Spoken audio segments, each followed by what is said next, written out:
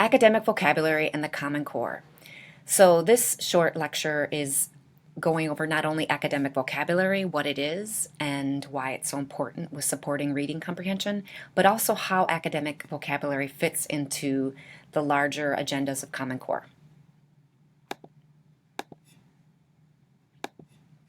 So briefly, there were 6 main pedagogical shifts of the Common Core, and all of these were intended to have us reprioritize how we approach teaching literacy and how we approach teaching reading and writing across disciplines.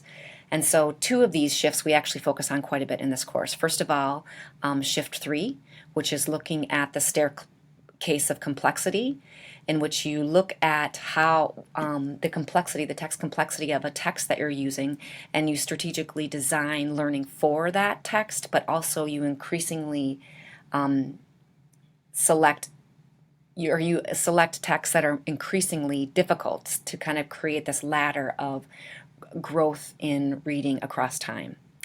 Also, we focus on academic vocabulary. In fact, that is the focus for this week. And academic vocabulary is a different kind of slicing and representation of vocabulary to help us be more strategic in which language that we decide to focus on in our teaching. So, academic vocabulary lies in this middle area.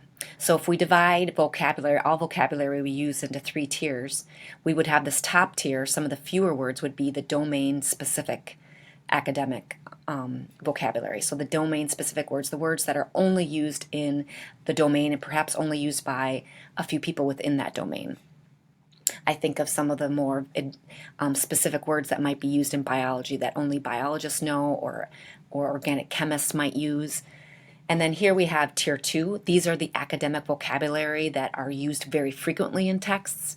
I think here of some of the ACT words that students are using and seeing in text, and also sometimes GRE words. And then we have tier 1. These are the words that are used in everyday conversation that we hear quite a bit in our conversation. So when we're thinking about academic vocabulary within the Common Core, they're really focusing on this tier 2, which are the high frequency words. So in terms of going forward, how do we then select which words? How do we know what is academic vocabulary and what is not? So going back briefly to this page, when we think of the Latimer chapter, Heather Latimer in our textbook does talk about academic vocabulary. She's actually talking about tier 2 and tier 3 quite a bit, and she divides these 2 tiers into 3 of her own categories, which she discusses and gives strategic ways of identifying them and supporting them. So how then do we select which of those words then to really focus on? If we really need to bring in explicit instruction of vocabulary to support meaningful comprehension of complex text, which words do we select and how? And so I very much encourage you to watch this short video, because here we have 3 of the primary architects of the Common Core.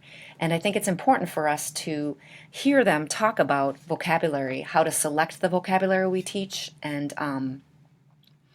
what are the terms, what are the things, the criteria we should look for in selecting those terms. So I include this video here not only to hear the architects of the Common Core discuss academic vocabulary, but also because these are key policymakers within education. So we have here David Coleman on the left, and he is one of the primary architects of the Common Core. In the middle here, we have John King Jr. At the time of this video, as it was taped, he was the Commissioner of Education in New York. However, he is now the current Secretary of Education appointed by President Obama. And then here we have Kate Gerson, another policy mover and shaker within education. So when we think about these policies that are influencing the education that we do and the teaching that we do in our classrooms, it's nice to see and hear some of these policymakers. So that's another reason I include that. And it's really interesting to hear them talk about academic vocabulary and how they would teach it and how they would select words. So I encourage you to watch this video. The link is actually included on the D2L underneath the link to this video. So as the presenters in the video we just watched discussed, you really want to focus on this second tier, these high utility words. So they talked about the word ignite. And ignite would be one of those high utility words that isn't necessarily used in our conversation as often, but is very much used and very frequently used in academic texts. So this isn't to say that you should never teach the discipline-specific words that are found in Tier 3. It's not to say that you shouldn't teach those words, but you should be very strategic in which words you teach. In thinking about the limited instruction time that you have for explicit instruction, they argue that you should really focus on these high utility words, and then be very strategic and selective about which of these discipline-specific words you use, because you really want your vocabulary instruction to be beneficial to not only your content area, but academic language and academic learning across content areas. That's their argument.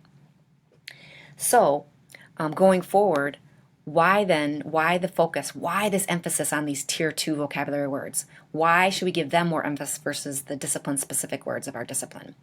Well, this is based primarily on the fact that 80% of comprehension in nonfiction text is dependent upon these academic vocabulary words. They are the markers of the prior knowledge. They are I guess you could say, the words that ignite or our prior knowledge or activate it. And then, excuse me, the vocabulary demands of secondary content readings range from 88,000 to 100,000 words. Yet most adults use only 5,000 to 10,000 words in their daily speech. So there is a huge gap then between the vocabulary that is being used in the academic texts that we give to students versus the words that adults are using, let alone adolescents. So there's a huge gap. And so then to address that huge gap then is explicit instruction, focusing on these high frequency words. So that is these Tier 2 vocabulary. And our readings for this week provide several examples of ways to do explicit instruction around academic vocabulary, and could also be used, in the case that Latimer suggests, for discipline-specific vocabulary as well. So I hope this lecture, this mini lecture, provides some motivation for why it's important to provide explicit instruction to academic vocabulary, and also a little bit of background in how it fits in the Common Core and within policy overall.